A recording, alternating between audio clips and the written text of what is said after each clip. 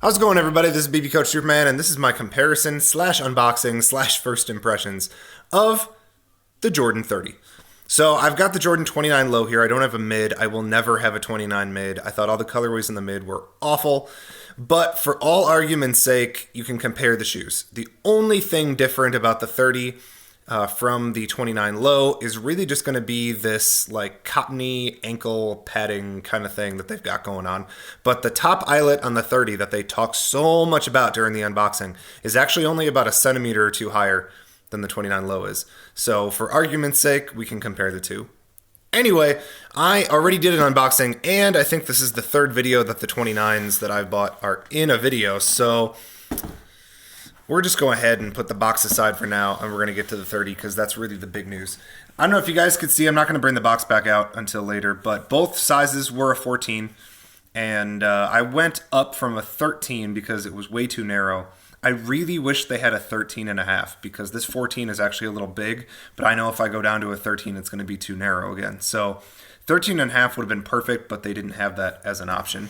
Retail for these is really odd. It says it is retailed for, focus, $225, but I paid $200 shipped after Nike Plus sent me an email saying that I can get these early. Anyway, let's take a look at the sides here. There's some really cool gradient going on. You'll see where that comes from later on the shoe, but it's all over the box. You could see it a lot more easily on the sides, but it's all over the top too. Let's see if I could tilt the box. There you go. It's almost like an alien space hieroglyphic type thing, and like I said, you'll be able to see it when I take the shoe out. Other than that, Jumpman on that side, and then the XXX on this side. Let's go ahead and open this guy up. Hopefully I could do it with one hand. Yikes. Whew, there you go. Oh, the box was upside down. That's unprofessional. Okay, anyway. Here's the 30. It's pretty typical paper. Anyway, the shoe looks phenomenal. I'm going to go ahead and tell you guys that I was one of those people that did not like the announcement of this shoe. I was really underwhelmed. I was really disappointed. I was like, there's no way I'm buying these. I bought them anyway, and in person, this is absolutely the best version of the Jordan 29 ever. So that's not me saying the wrong thing. It's the best version of the 29 ever. Anyway, let's take a look at it. 1, 2. These dudes are so nice. They are so nice, and if I had the flash on, which I don't, but if I had the flash on, you'd see a whole bunch more reflective going on here. You can kind of see the lighting reflecting off of this, the side paneling on the shoe. That looks even better with a flash, and then the whole toe box area is 3M, which is really cool. Let's go ahead and take the shoes out. Now, the lighting's not that great, so the black part on the tongue and the heel is kind of going to blend into the background. I apologize for that, but I'll explain the best I can. Let's see if I can get the box on with one hand. That's going to be even trickier. Oh, all right, there we go. I think the silhouette of the 30, I do think it looks a little bit different than the 29. It looks sleeker to me. I don't know if that's just the colorway or not. But let's go ahead and see if I could brighten this up a little bit. There you go.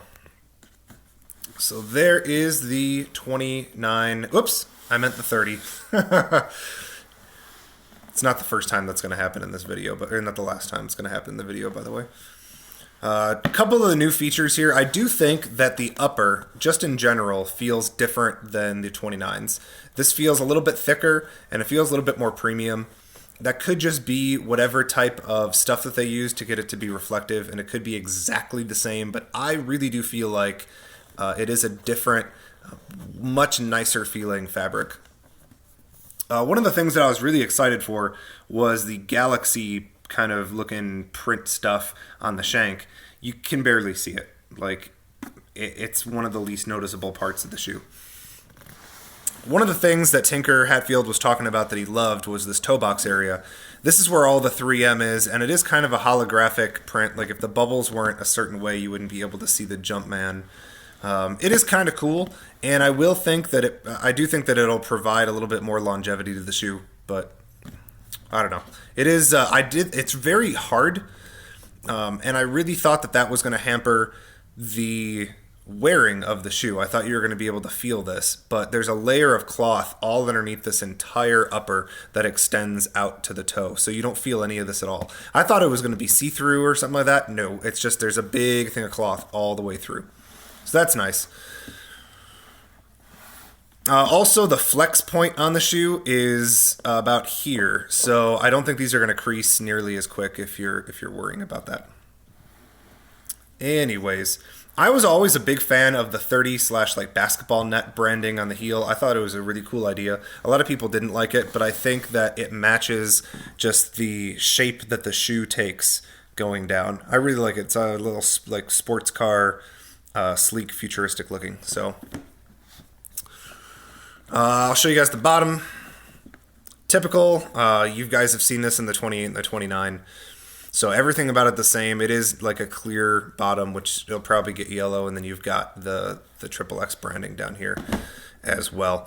One thing I'll say, I'll go over the fit now of the shoe. So I thought that this fit a little bit bigger than the 29s. I thought the toe box area had much more wiggle room in it. I also think, see, this is where you guys probably aren't going to be able to see it. All up the tongue here and into this black heel counter, or heel padding, is some kind of, I wouldn't say reflective, but some sparkle or some shine to it that will appear when you take a picture. And then you can kind of see the glaze. Oh, you can kind of see it kind of going off a little bit. And then that glaze that's over the globes, that is also 3M, so that'll flash like crazy. If you guys want, you can check out my Instagram. It's Superman_BPR. I've got pictures and a HD video with the flash activated. So these do look really cool. They do come a little bit more narrow here, and then they kind of widen up as your foot is in the shoe. So I do think lockdown is pretty great. You won't be able to see just because of the lighting. That top eyelet is way up here. Without that, the shoe would have been way too loose, so it was a necessity.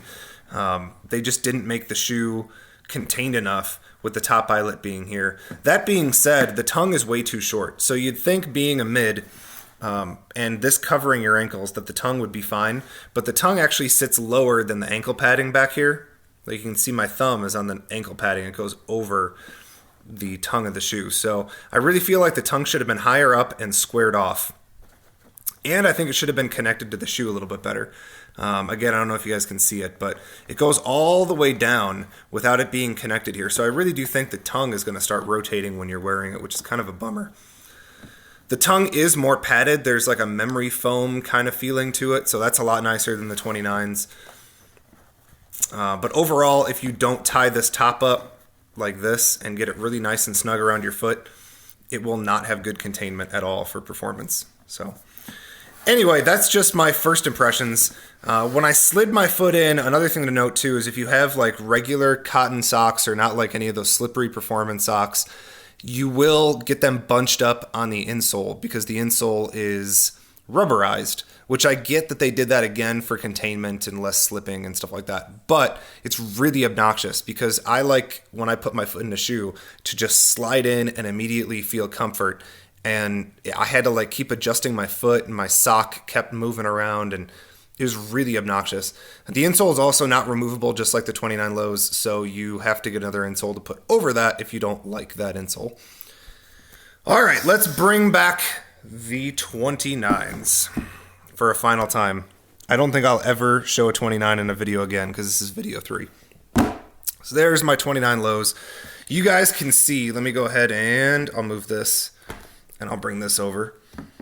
You guys can see that it is much, much higher up. However, that top eyelet is only about a centimeter higher than this top eyelet. So as far as them bragging about how high up the laces go, or that one extra lace loop, it's not much higher up than the lows. Also, okay, when I put this guy on, you immediately feel the airbag. So all that like cushioning on the forefoot here, I think is immediate. It's very, very out there, and it's like, wow, holy crap. It's like I'm walking on a big pillow. The 30s are not like that at all. You don't immediately feel exactly where that airbag is. But the heel to toe transitioning, I know it's the exact same outsole, whatever, I get that. But for some reason, the heel to toe transitioning with this shoe is just much better. It's less clunky, and the entire shoe feels more cushioned. I don't know if that's just the insole that they put in there or what, but I didn't notice just that contained airbag. You know what I mean? It just felt like the whole shoe was nice and cushioned. Whereas this one, I almost wanted to like purposely step on the balls of my feet to feel how nice the airbag was. This is really nice and smooth and a little, like I said, it's a nice performance woven, but this guy just feels much better. I don't know what it is. It just feels like they took more time with it or just more premium. Other than that, they're both great shoes. $185 for this. I got it for $145 through East Bay through a coupon, and then this guy I got for $200 shipped.